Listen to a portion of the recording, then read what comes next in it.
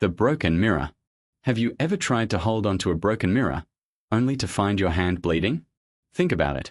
When the glass cracks, no matter how tightly you try to hold it, you can't put the pieces back together. And the more you cling, the deeper it cuts. Life works in the same way. We often clutch onto things as if they were permanent. Our youth, our beauty, our reputation, our wealth. We cling to relationships, achievements, or even our own identity, as if they would last forever. But in truth, everything is like that mirror. Once a crack appears, whether it's aging, change, or loss, trying to hold on only causes us more pain. Buddha taught us a timeless truth. All conditioned things are impermanent. That means nothing, no matter how much we love it, no matter how much we want it, can stay unchanged. The self that we are so attached to, the mind we fiercely protect, will eventually shift, dissolve, and pass away. And yet, isn't it strange how often we live as if we are the exception? We tell ourselves, I'll always look this way, or this person will never leave me, or this success is mine forever. Deep down, we know it's not true, but our hearts resist. That resistance, that refusal to accept impermanence, is what Buddhists call clinging. And clinging, like grabbing a broken mirror, is what makes us bleed inside. I remember once meeting a friend who was devastated after losing her job. It wasn't just about money. What truly crushed her was the feeling that her identity had shattered. She kept saying, "If I'm not this, then who am I?" I sat with her, listening, and I realized something. She wasn't suffering only because she lost her position. She was suffering because she believed that her value as a person depended on holding onto it. She clung so tightly to that mirror of identity that when it cracked, it cut her deeply. Haven't we all felt this way at some point? Maybe after a breakup, when someone we loved walked away. Or the day we looked in the mirror and saw the first signs of aging. Or when a dream we worked so hard for slipped out of reach. Our instinct is to grasp even harder, trying to tape the mirror back together, pretending it hasn't already cracked. But the truth is, impermanence doesn't wait for our permission. Here's the paradox. Impermanence feels like a thief, but it's actually a teacher. It seems to rob us, but it's the very reason life has meaning. Imagine if nothing ever changed, if flowers never wilted, if children never grew, if every day looked exactly the same. Beauty would lose its beauty. Joy would lose its spark. A kiss would mean nothing if it could last forever. What makes these moments precious is that they pass. The Buddha didn't teach impermanence to make us sad. He taught it to free us. To remind us that when we stop fighting change, we stop bleeding. When we loosen our grip, we stop being cut by the mirror. And when we see impermanence clearly, instead of clinging, we can finally live. Think about it this way. Instead of trying to glue the broken glass together, what if we let it go and use the space it leaves to open a window? Suddenly, the light comes in. Suddenly, the air feels fresh.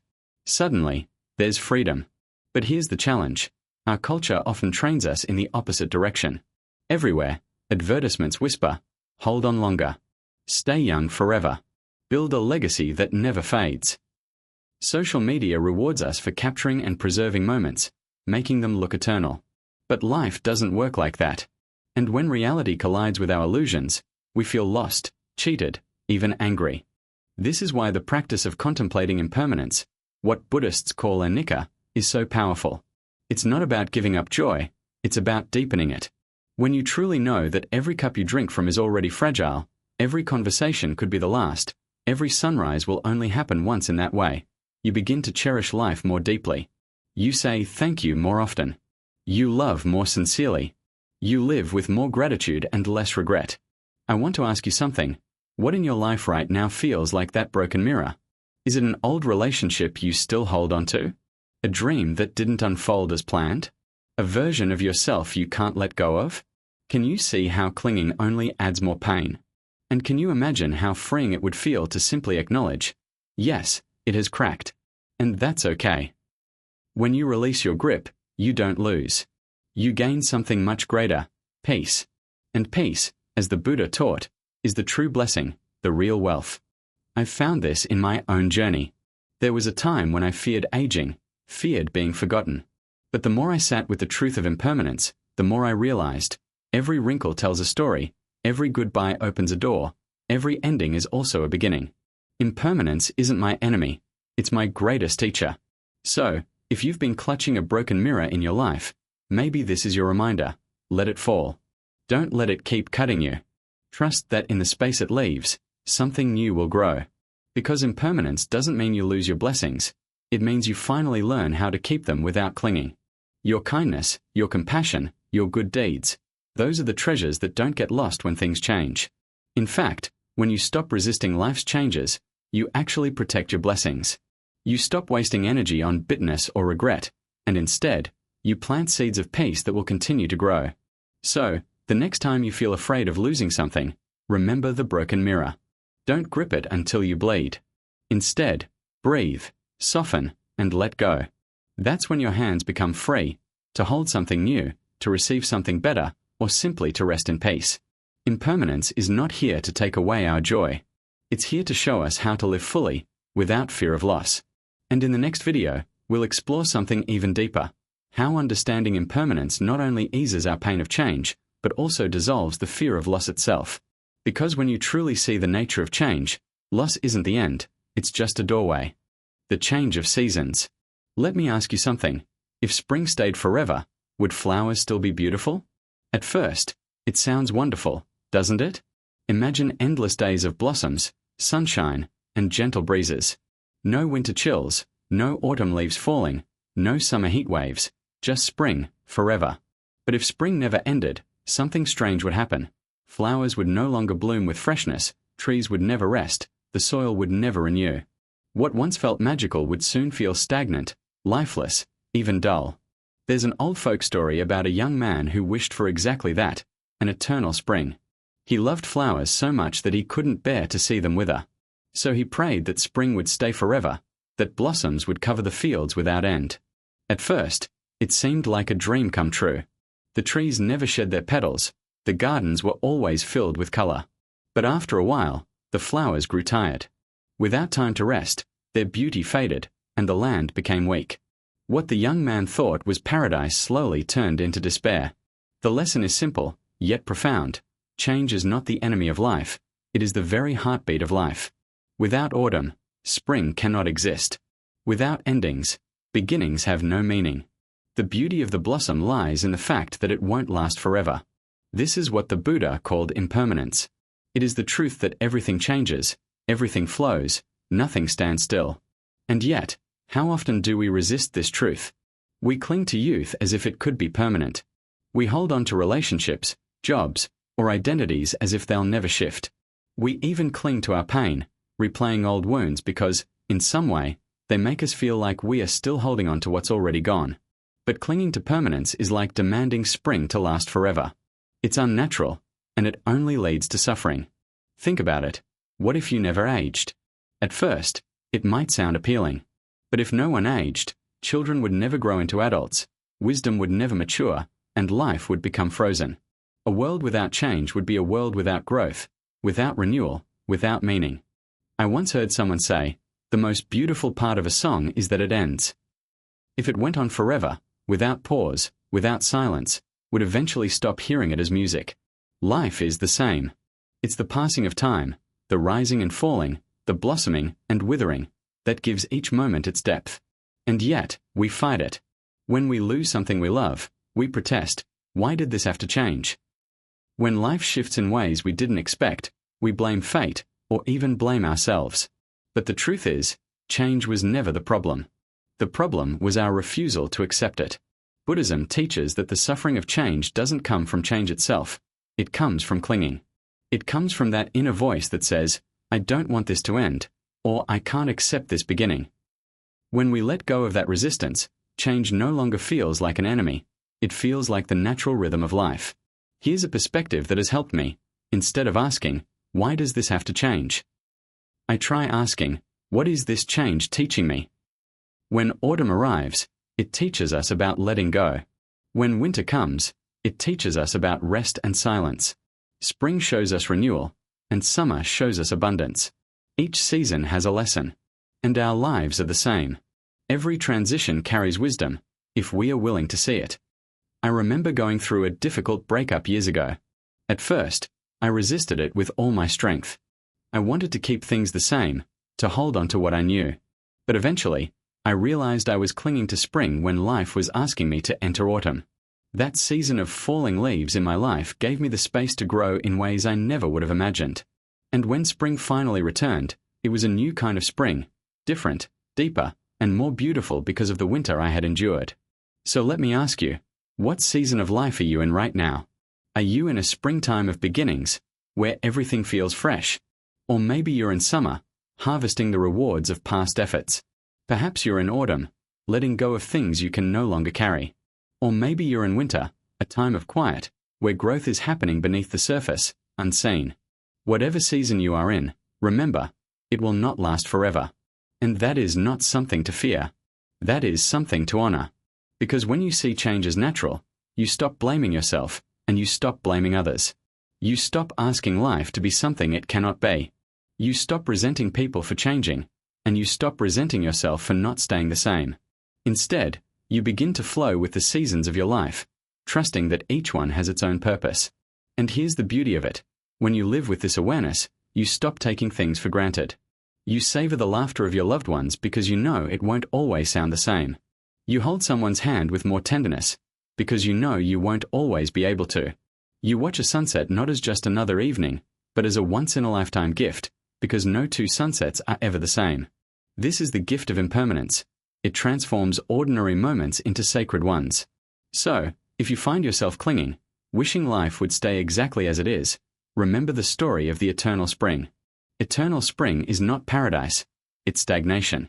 Real beauty, real life, lies in change. When you accept this, you find peace. You stop fighting the flow of time.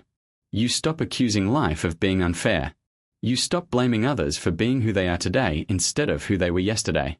And instead of resentment, what grows inside you is gratitude. The seasons of life will always turn, no matter how much we resist. The question is, will we spend our days trying to force spring to stay, or will we learn to dance with all four seasons? The truth is, when you see change as natural, you no longer feel cheated by it. You no longer feel punished by life. Instead, you feel connected to the great rhythm that holds us all. And in that rhythm, there is freedom. So next time the seasons of your life shift, pause for a moment. Instead of asking, why me? Ask, what is life teaching me right now? And you might just discover that even in endings, there is beauty. Even in loss, there is wisdom. And even in change, there is love. Because ultimately, when we see change as natural, we no longer blame life, and we no longer blame others. We simply live, fully, gratefully, and at peace. And in the next video, we'll go deeper into this truth by exploring a powerful teaching, how seeing impermanence in even the smallest things, like a fragile cup, can completely transform the way we live and love. The broken cup. Let me start with a strange thought. Every cup you've ever used has already been broken the moment it came into your hands. It sounds odd, doesn't it? But this is exactly what many Zen masters teach. They say, when you hold a cup, don't just see it as whole, see it as already shattered. Because one day, sooner or later, it will break. It might slip from your fingers, fall to the ground, or simply crack with age. If you can see the future brokenness of the cup right now, you won't be shocked when it happens. And more importantly, you'll appreciate it more while it's still in your hands. This isn't really about the cup. It's about life itself. From the moment we are born, impermanence is written into our story. Everything we love, our body, our possessions, even our relationships, already carries within it the seed of change, the possibility of loss. Pretending otherwise only makes us fragile. But when we accept impermanence, something magical happens. We stop clinging, and we start cherishing. Think about it. How often do we take things for granted until they're gone? The cup we drink from every morning, the chair we sit in, the laughter of someone we love. We imagine they'll always be there, until suddenly they're not. And then we feel shock, anger, grief. But the truth is, nothing has been stolen from us. Everything was temporary from the start. There's a Zen story about a monk who treasured a simple clay cup. Every day, he drank tea from it as though it were a rare treasure. When people asked why he cared so much for something so ordinary, he would smile and say, "Because I see it as already broken." One day, of course, the cup slipped and shattered.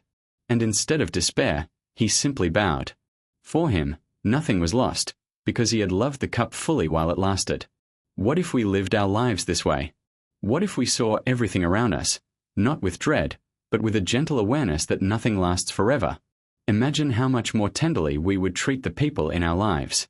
Imagine how much more present we'd be with the little things, like sharing coffee in the morning, watching a sunset, or holding someone's hand. This perspective isn't meant to make us sad. Quite the opposite. It makes life more precious. If the cup were unbreakable, we'd eventually stop valuing it. If people we love lived forever, we might stop cherishing their presence. Impermanence isn't a curse. It's the very reason life feels sacred. But here's where it gets tricky. The ego, the sense of me and mine, hates impermanence. It says, "This is my cup. This is my body. This is my relationship. It should last." And when change inevitably comes, the ego responds with anger or despair. This is why Buddhism teaches that clinging to the idea of permanence not only causes suffering, but also drains our spiritual energy, what some traditions call losing merit. When we react to loss with bitterness or resentment, we are closing our hearts instead of opening them. Let me share a personal story. Years ago, I had a favorite coffee mug. Nothing fancy, just a plain ceramic cup I'd picked up while traveling. But for some reason, I grew attached to it. It was my mug. One morning, while rushing, I dropped it. The handle snapped clean off. You'd think I'd lost a piece of my soul, the way I reacted. I actually felt anger, like life had cheated me. And then I remembered the teaching, see the cup as already broken. I realized the cup had already given me countless mornings of comfort. Its time had simply ended. In that moment, I let go of the anger, and I felt gratitude instead. That small shift changed the way I began to look at other things in life. My parents' voices when they call me, the sound of rain outside my window, even my own reflection in the mirror. All of it is fragile, all of it is temporary. And because of that, all of it is precious. So let me ask you, what in your life are you clinging to right now as if it should last forever? Is it your health, your youth, your success, your possessions, a relationship, or even your sense of who you are? And what would change if you could see it the way the Zen monk saw his cup, as already broken? It doesn't mean we stop caring. It means we stop pretending. It means we love more fully, knowing time is limited. We show kindness more often, because we don't know how many chances we'll get. We forgive quicker, because we understand that holding on to anger is like holding on to shards of glass. It only cuts us deeper. To see impermanence clearly is not to lose, it's to gain. We gain the ability to live in the present, to hold what we have with gentleness instead of fear, to appreciate moments that we might otherwise rush past. Life is already teaching us this, every day. The seasons shift. Flowers bloom and fade. Even the breath you're taking right now will be gone in just a moment, replaced by another. Nothing is permanent, not even our troubles. And when we see this, life itself becomes more vivid, more alive. The great gift of this perspective is gratitude. When you know the cup is already broken, every sip of tea feels like a blessing. When you know your loved ones will not always be here, every laugh, every hug, every shared meal feels priceless. When you know that even your own life is fragile, you stop wasting time on things that don't matter, and you start living with more intention. So, the next time you hold a cup in your hands, try this simple practice. Whisper to yourself, "This cup is already broken." And then drink from it as though it were the most valuable thing in the world. You'll notice the tea tastes different, not because the cup has changed, but because you have. And this is the heart of the teaching. Impermanence doesn't make life less, it makes life more. It doesn't strip away meaning, it gives meaning. Because only by knowing something won't last can we truly appreciate it while it's here. So, if you remember nothing else, remember this. To see impermanence is to see that this very moment is worth more than gold. And in the next video, we'll explore this even further. How embracing impermanence can help us face not just small losses, but even the greatest one, the fear of death itself. The mother who lost her child. Imagine this scene. A young mother, her child lying lifeless in her arms, walking from house to house, begging, "Please, someone, help me. Bring my child back to life." Can you feel the weight of that moment? The desperation, the denial, the unwillingness to accept what has already happened? This is not just a story, it's one of the most powerful teachings from the time of the Buddha. The woman's name was Kisa Garemi. She had lost her only child, and in her grief, she refused to accept that he was gone. Her mind clung to one impossible hope. Somewhere, someone could save him. She carried her child's body through the streets, begging anyone who would listen. Most people turned away. Some pitied her. Others dismissed her as mad. Finally, someone said, "Go to the Buddha. Maybe he can help." When she came before the Buddha, she cried out, "Please, Master, please give me medicine to heal my child." And the Buddha, with great compassion, said, "Yes, I can help. But first, bring me a handful of mustard seeds from a household that has never known death." In her desperation, she ran. From one house to another, she begged for mustard seeds. And every family she met said the same thing. "Yes, we have mustard seeds. But no, our household has not been free from death. My father died. My sister died. My husband. My son." House after house. Door after door. She found mustard seeds everywhere, but not a single family untouched by loss. By the time she returned to the Buddha, empty-handed, her tears had changed. She finally understood. Her suffering was not hers alone. Death is not a punishment. It is not an accident. It is simply the nature of life. Impermanence is the one truth shared by all beings. And in that realization, something shifted. The unbearable weight she carried began to lighten. She laid her child to rest, not with rage or despair, but with acceptance. And from that day, she walked the path of awakening. This story still speaks to us today, because in our own ways, we are all like Kisa. We cling to what we love, as if our love could freeze time, as if our desires could bend reality. When life takes away what we hold dear, we protest. Why me? Why now? Why this? But the truth is, grief comes not only from loss itself, but from the mind's refusal to accept impermanence. We suffer because we want reality to be different from what it is. The Buddha wasn't cruel in sending her to search for mustard seeds. He wasn't mocking her pain. He was showing her, through her own experience, that no one escapes the law of impermanence, that her sorrow was not punishment, not isolation, but the shared condition of being human. And isn't that strangely comforting? To know that in our darkest grief, we are not alone. Everyone we meet is carrying their own story of loss. Everyone has loved and lost, in one way or another. I think about this story often when I see how we deal with loss in modern life. We tend to push it away. We tell ourselves to stay strong, to move on quickly, to pretend everything is fine. Or we swing to the other extreme, blaming the world, blaming others, even blaming ourselves. But what if we saw it differently? What if, instead of fighting impermanence, we allowed it to teach us? Think of the people you love most. Deep down, you know you won't have them forever. Instead of letting that fact terrify you, what if it made you more tender, more present, more grateful right now? Because impermanence isn't just about death. It's about every moment of change in our lives. The child who outgrows your lap. The hair that turns grey. The friendships that drift. Even the seasons that pass. None of it stays. And yet, because it doesn't stay, it becomes precious. Let me share something personal. Years ago, I lost a close friend suddenly. One day he was here, the next day he was gone.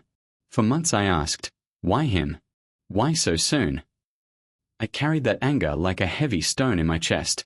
Then, one evening, I remembered the story of Kisa, and I realized I wasn't singled out. I wasn't cursed. I was simply human, walking the same path everyone walks. That shift didn't erase the pain, but it softened it. I stopped shaking my fist at life, and I started holding his memory with gratitude instead of bitterness. So let me ask you, is there a loss in your life that you're still resisting? A moment you can't forgive the universe for?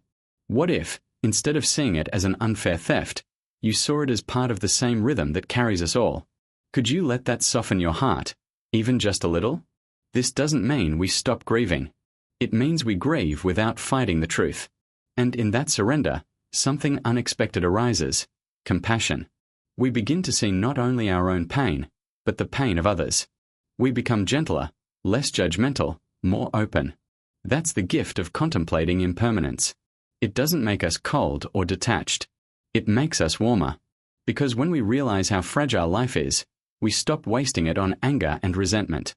We stop demanding that life bend to our will. Instead, we begin to meet it with humility, with tenderness, with love. Kisa story reminds us that impermanence is not a tragedy, it's a teacher. It asks us to stop clinging, to stop blaming, to stop demanding that the world be different. And in that letting go, we find peace. So remember, when we contemplate impermanence, we don't end up empty, we end up free. We end up with fewer demands and more gratitude, less anger and more compassion. And maybe, just maybe, that's what love really is, the ability to hold someone fully, knowing that one day, we'll have to let go. In the next video, we'll go even deeper. How seeing impermanence not only heals grief, but also transforms the way we live each day, so that instead of fearing loss, we live with a heart that is lighter, freer, and more alive. The flower in hand. Hold a flower in your hand. Look closely. Its colors, its fragrance, its delicate petals. It's beautiful, isn't it? Now, let me ask you something. Why is it beautiful? The truth is, because you know it won't last. Tomorrow, maybe the day after, the petals will wilt, the stem will droop, and the flower will return to the earth. And somehow, knowing this, we treasure it even more in this moment. A flower that never faded would stop moving us. If roses bloomed forever, would we still pause to admire them? Or would we eventually walk past them, blind to their beauty? It's impermanence, the fact that the flower will fall, that makes us stop, breathe, and appreciate. The Buddha once said that impermanence is not a curse, but a gift. It's the rhythm that gives life meaning. We may resist it, but deep down, we know it's true. Everything that comes into being will one day change, fade, or disappear. Think about the people you love. A partner, a parent, a friend. Isn't your time with them precious precisely because you know it won't last forever? Imagine if you believed you could keep them forever. You might take them for granted. You might postpone that call, withhold that hug, delay saying I love you until tomorrow. But when you realize there might not always be a tomorrow, suddenly every small moment becomes sacred. I remember once visiting my grandmother in the hospital. She was frail, her breath shallow, her hands trembling as she held mine.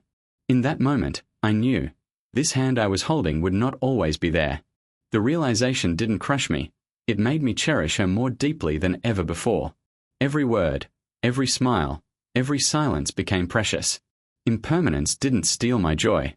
It gave me joy. It told me, wake up. Be here. Don't waste this. And this isn't just about loved ones. It's about everything. Opportunities, experiences, even the breath you're taking right now. Have you ever noticed how we often sleepwalk through life, assuming things will always be the same? We delay our dreams, we put off what matters most, thinking there will always be more time. But impermanence whispers otherwise. It reminds us, this chance, this moment, this breath, once gone, will never return. Imagine if you treated each day like the flower in your hand, fragile, fleeting, irreplaceable. Wouldn't you live it differently? Some people fear impermanence because they think it robs them of stability. They imagine it means nothing is worth holding onto. But that's not the point. Impermanence doesn't make life meaningless. It makes it meaningful. Think of music. A song touches us because it begins and ends. A note held forever isn't music, it's noise. A sunset moves us because it fades. A child's laughter makes our heart ache because we know one day that small voice will grow up. It's impermanence that gives these things their sweetness. If life were frozen, unchanging, it would lose its depth. It's precisely because everything flows that we are moved, that we grow, that we love. But here's the trap. When we cling, when we insist on holding the flower as if it could last forever, we suffer. We grip too tightly, and in doing so, we crush the very thing we wanted to keep. Have you ever felt pain not from the change itself, but from your resistance to it? The job that ended, the relationship that shifted, the phase of life that closed. The pain wasn't only in the ending, it was in the way we said, no, this should stay. This should be mine forever. The Buddha taught that clinging to permanence where there is none is what multiplies our suffering. But when we see clearly, when we accept the flower is already on its way to wilting, we stop fighting reality. We begin to hold things lightly, with open hands and open hearts. So let me ask you, what flowers are you holding in your life right now? Maybe it's your youth. Maybe it's your possessions. Maybe it's someone you love. Can you see their impermanence? And instead of fearing it, can you let that awareness deepen your gratitude? Because here's the paradox. Impermanence doesn't take away our happiness. It awakens it. It shakes us awake, reminding us that now is the only time we ever really have. There's a Zen saying, "This cup is already broken."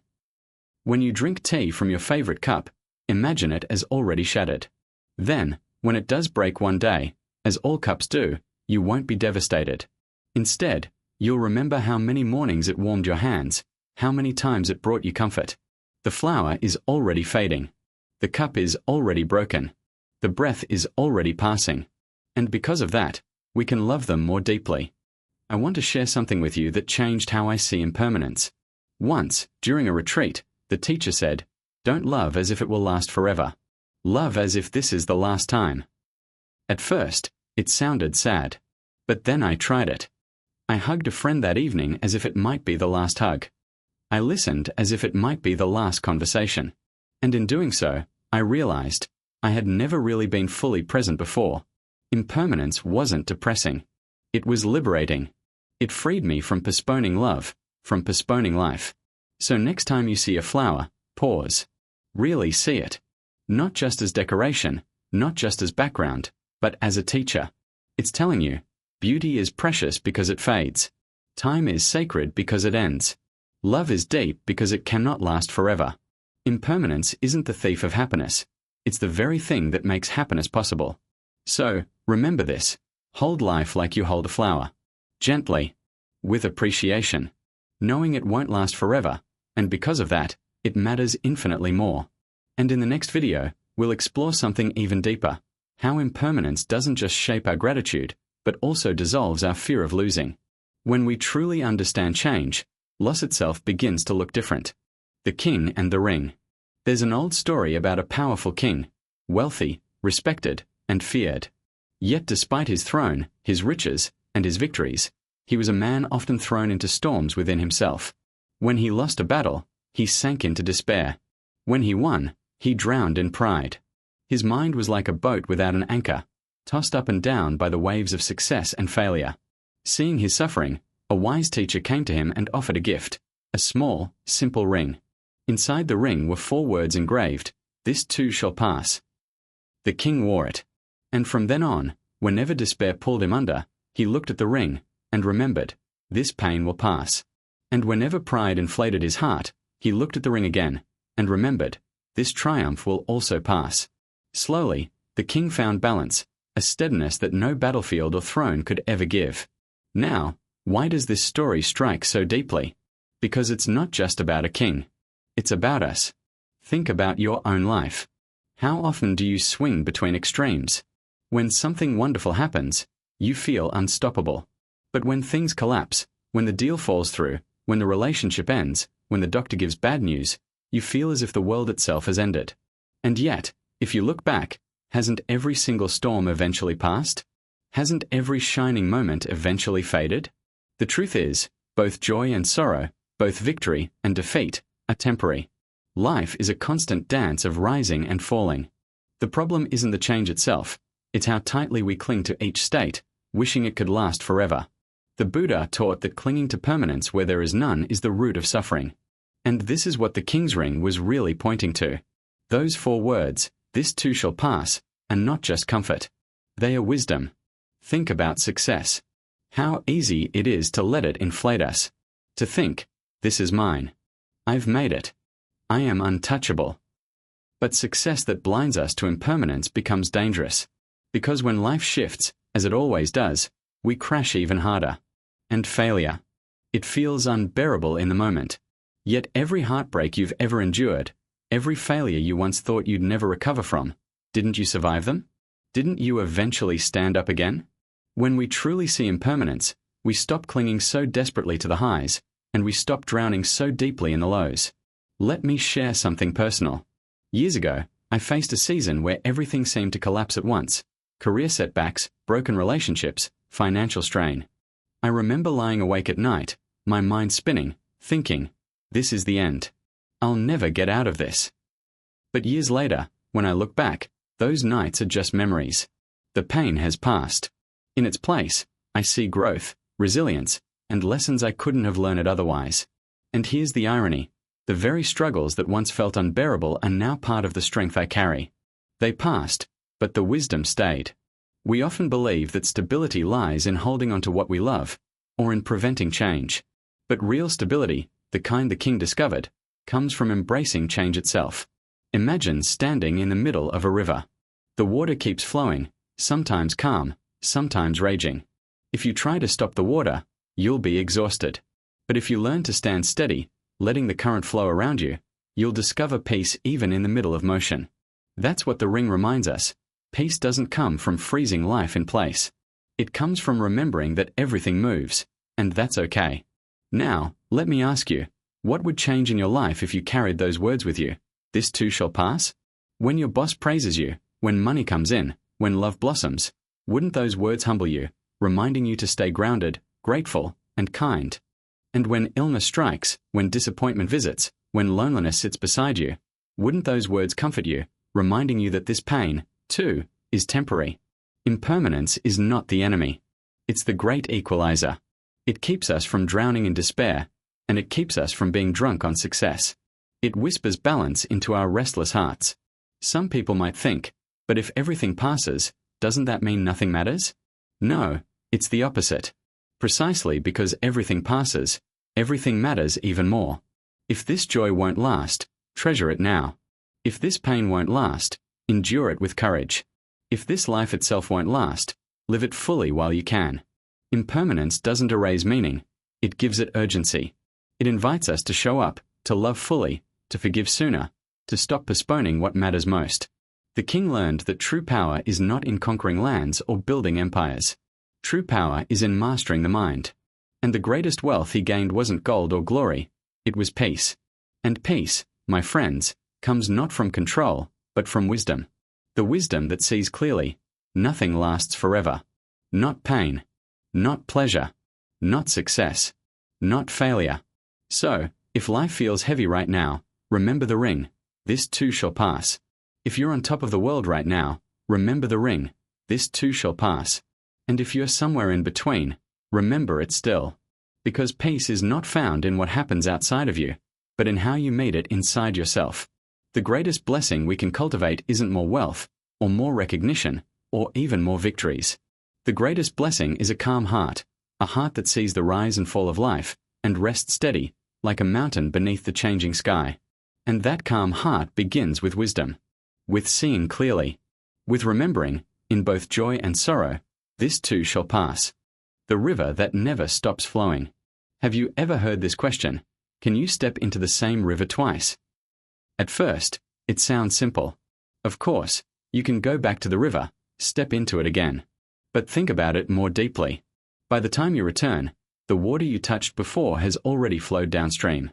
New water takes its place. The river you step into the second time is not the same river. And you are not the same person. Heraclitus, the Greek philosopher, used this image to describe the nature of life. Everything is in constant motion.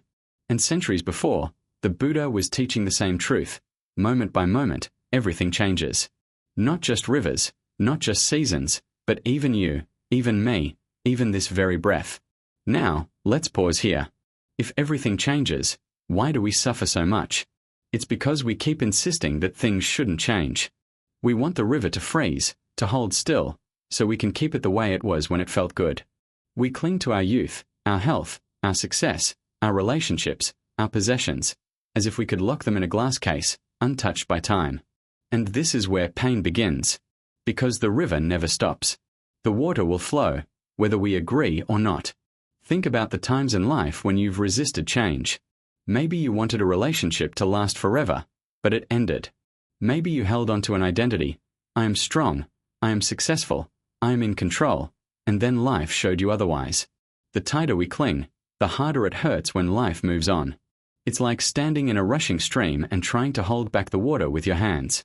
You exhaust yourself, but the river keeps flowing anyway. The Buddha described this in very practical terms. He taught that everything arises and passes away in every single instant, what he called sadhana, tiny moments. Even this body you think is solid is constantly changing. Cells dying, cells being born, breath coming in, breath going out. But we build a story. This is me. This is mine. This will last. And when life proves us wrong, we feel betrayed. But here's the good news. The moment we stop clinging, the river becomes a friend, not an enemy. Imagine instead of trying to dam the water, You simply float with it. Suddenly, life feels lighter. You're no longer fighting reality. You're flowing with it. When joy comes, you savor it, knowing it won't stay forever. When sorrow comes, you endure it, knowing it won't stay forever either. You stop demanding permanence from a world that is built on impermanence. And in that acceptance, you discover peace. Let me share a personal reflection. There was a time when I looked at the mirror and couldn't accept the person staring back at me. Lines on the face, grey in the hair. Part of me wanted to deny it, to fight it. But resisting time is like yelling at the tide. The more I softened into the truth, that this too is part of the river, the more gratitude I felt. Because here's the paradox. When you see impermanence clearly, you actually appreciate things more. You know the flower will wilt, so you treasure its beauty today. You know your loved ones won't be here forever, so you hug them tighter, forgive quicker, love deeper. You know even this breath won't last, so you savor it fully. Impermanence doesn't steal meaning, it creates it. But what happens when we cling to the self, the idea of I, me, mine? That's when our blessings turn sour. Think of someone who rises in success but grows arrogant, convinced that this identity will never fade. When life shifts, and it always does, that arrogance turns into bitterness, jealousy, despair. In Buddhism, we say that holding on to the ego actually burns away merit, because it breeds anger and resentment when things change. But when we let go of this heavy sense of I and mine, we flow with the river instead of fighting it. And then something amazing happens. Life opens. Compassion grows. Gratitude deepens. Blessings multiply. So let me ask you, if you truly believe that everything changes, how would you live differently? Would you waste so much energy holding grudges? Or would you forgive, knowing time is short? Would you rush through your days, chasing the next milestone? Or would you pause, breathe, and notice the sunlight on your face? Would you cling desperately to what's fading? Or would you learn to let go gracefully, with love? There's a phrase I love. You cannot stop the waves, but you can learn to surf. That's what impermanence is all about. The river flows. The waves rise and fall. You can't control that. But you can choose how you meet it. You can choose whether to drown in resistance, or to ride with awareness and acceptance. In the end, the truth of impermanence isn't something to fear, it's something to embrace. Because it frees us. It frees us from arrogance when we're on top, and from despair when we're at the bottom. It teaches us humility, patience, and resilience. When we see clearly that everything flows, we stop losing blessings to anger and attachment. Instead, we begin creating new blessings, through kindness, through acceptance, through love that isn't chained to permanence. So the next time you stand by a river, ask yourself, am I fighting the flow, or am I learning to float? Because life will keep moving, whether we cling or not. And the wisest way to live is not to freeze the water, but to flow with it, lightly, gracefully, gratefully. And when you do, you'll find that impermanence doesn't diminish your joy, it multiplies it. It doesn't take away your blessings, it opens the door to new ones. The candle in the wind. Every candle that is lit already carries the promise of going out. That might sound a little heavy, maybe even sad. But if you sit with it for a moment, you'll see, it's not meant to depress us, but to wake us up. Our lives are like candles. Fragile, temporary, vulnerable to the slightest breeze. And yet, while the flame burns, it can give warmth, it can give light, it can bring beauty into the darkness. Think about it. When you light a candle, do you cry because you know it won't burn forever? No. You enjoy its glow. You let it illuminate your dinner, your meditation, your quiet evening. Its impermanence is what makes its presence precious. Why don't we see our own lives that way? Instead, so often, we live as if the flame will never go out. We waste our days in anger, in resentment, in endless comparison with others. We treat time as if we had an unlimited supply, as if tomorrow was guaranteed. But the truth is, just like that candle, our flame is always vulnerable. A sickness, an accident, a sudden twist of fate, it doesn't take much for the wind to come. Now, this could make you anxious. You could hear this and feel afraid. If my life is so fragile, what's the point? But here's the shift. Instead of fear, let this truth inspire you.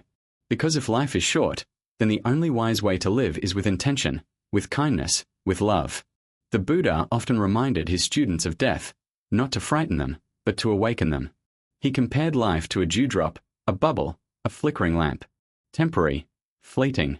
And yet, in that very fragility lies its beauty.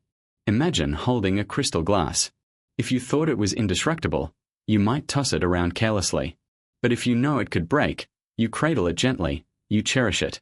That's what seeing impermanence does for our lives. It makes us care deeply. Let me share a story. There was once a student who asked his Zen teacher, "Master, what is the most important lesson of life?" The teacher simply lifted a candle, blew it out, and said, "This."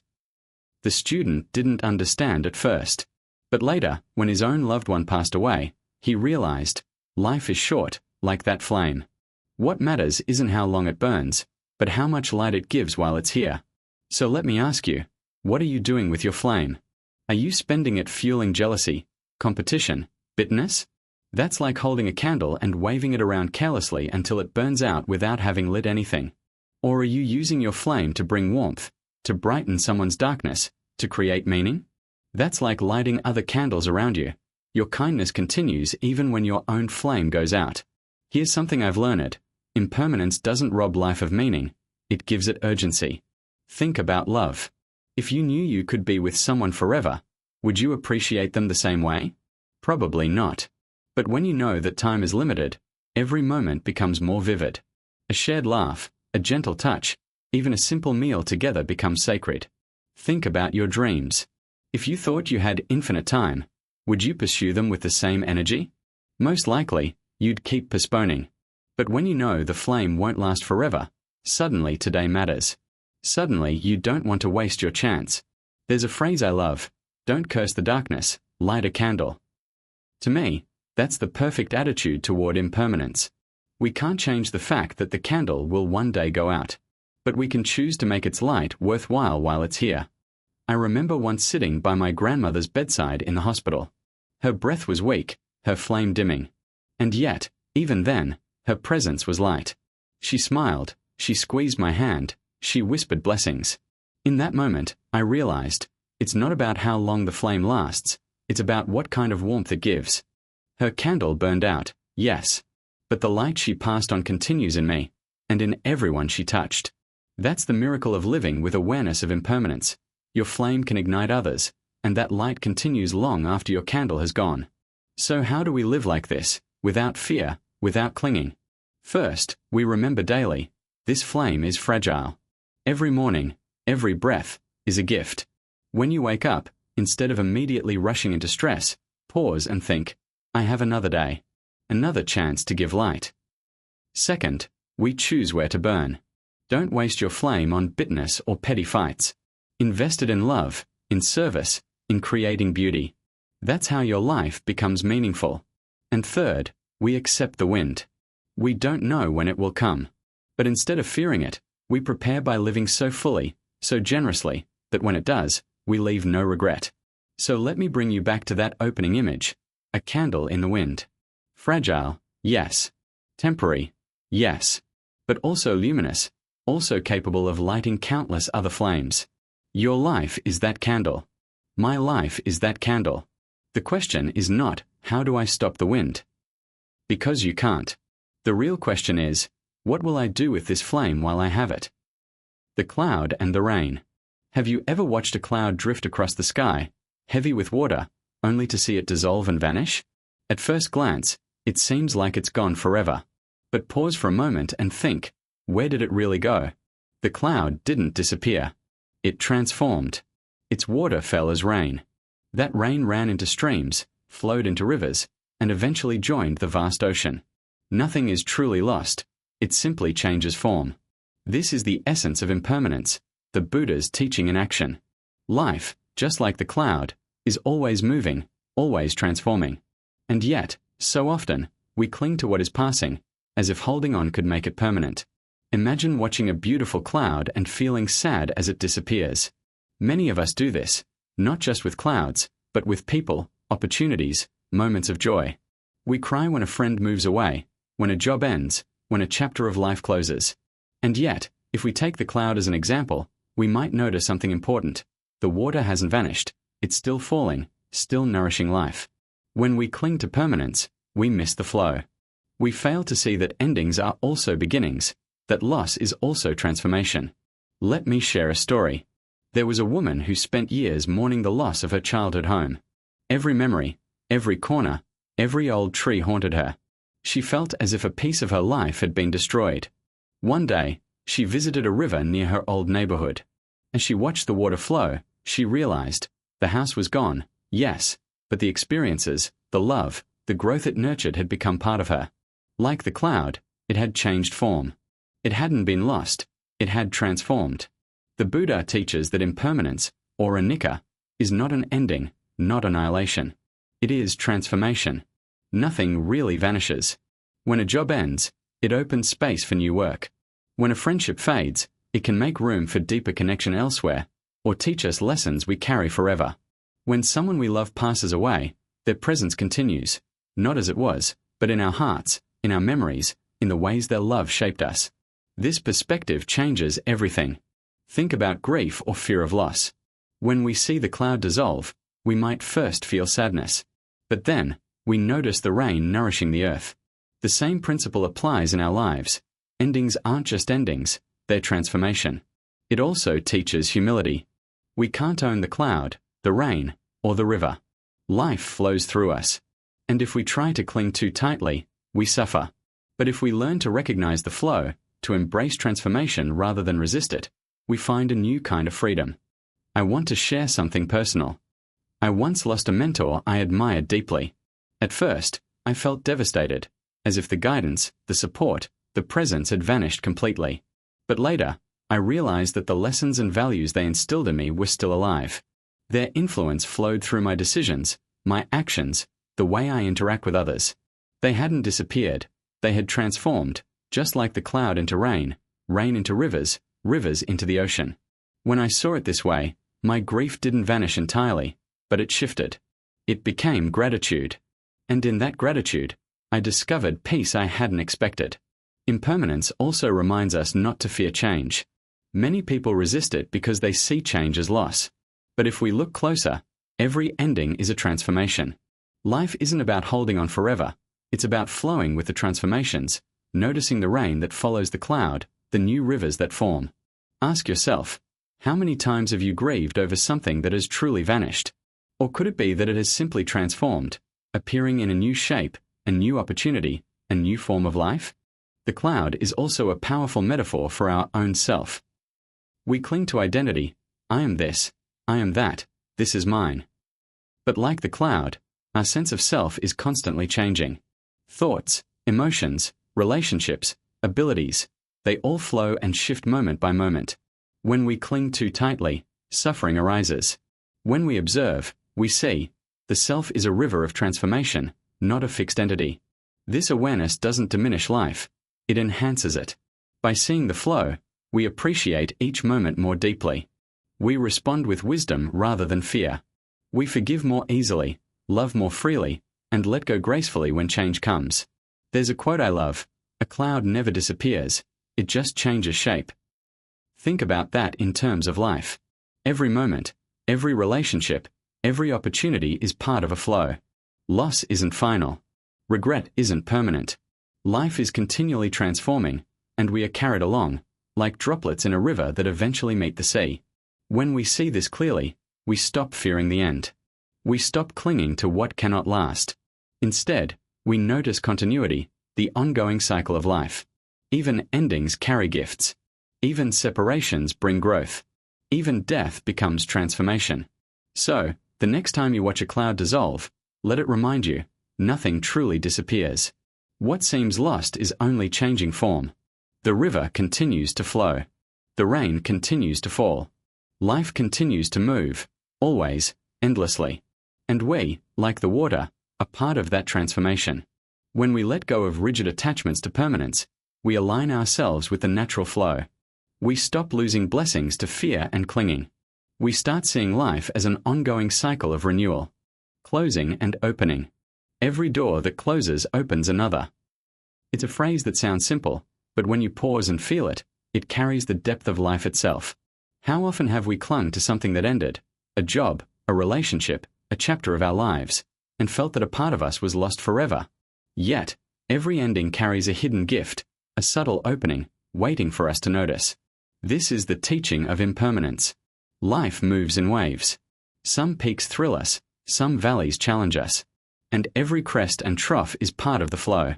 The Buddha's wisdom reminds us, nothing truly vanishes. What changes, what seems lost, is simply transforming. Let's imagine for a moment, a friend leaves your life.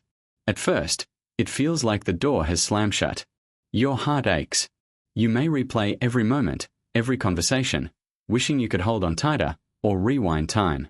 That's natural. Our minds resist impermanence. But now, imagine if you could see the unseen.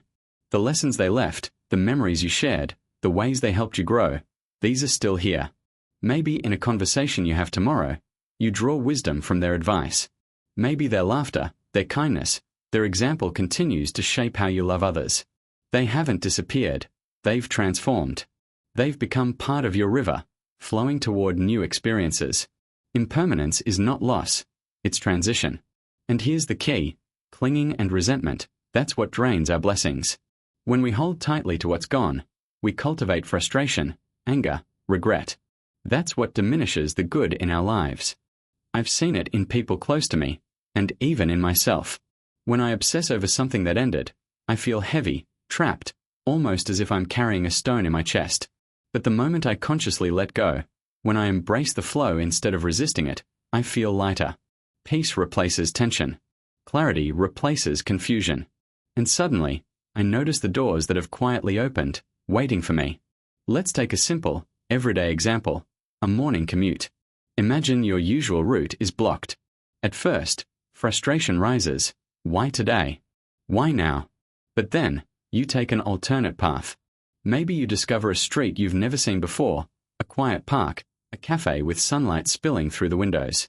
That small change, that shift in perspective, turns what first seemed like an obstacle into a gift. Life works like this too. Every closed door is not an end, but an invitation to explore a new possibility. In Buddhist teaching, this awareness connects directly to the concept of merit and virtue. We don't lose the blessings we've built just because change comes. Loss does not erase goodness. Only attachment, anger, and resentment deplete our inner wealth. When we respond to impermanence with acceptance, gratitude, and openness, our merit remains intact, and often, it grows stronger. Imagine life as a vast garden. Every act of kindness, every moment of patience, every choice to love rather than resist, is a seed planted. Even when storms come, even when seasons shift, the seeds are not lost. They may rest beneath the soil for a time, or sprout in ways we didn't anticipate. That's the natural rhythm of impermanence. Endings feed beginnings. Loss feeds renewal. Change feeds life. This understanding brings another gift. It liberates us from fear. Fear of change, fear of loss, fear of death. These are rooted in clinging. But when we embrace impermanence, we see that endings are part of a larger cycle, that the universe moves in patterns beyond our control, and that our response matters more than resistance. I remember a personal moment. A project I poured my heart into for years fell apart unexpectedly. My first reaction was despair. But as I allowed myself to breathe, to step back, I realized the failure opened a new path, one that led to collaboration, creativity, and opportunities one would never have considered otherwise. The door closed, yes. But the next one, though unexpected, was brighter than I imagined. Impermanence is not just about external events. It also applies to the self. We cling to identity, to ego, to the idea that we are a fixed entity. And when life shifts, we resist, thinking something inside us is being taken away. But our thoughts, emotions, and experiences are always in motion. The I that exists today will be different tomorrow. By recognizing this, we stop fearing change. We stop struggling with who we are supposed to be. We stop losing ourselves in resentment over what can't stay the same.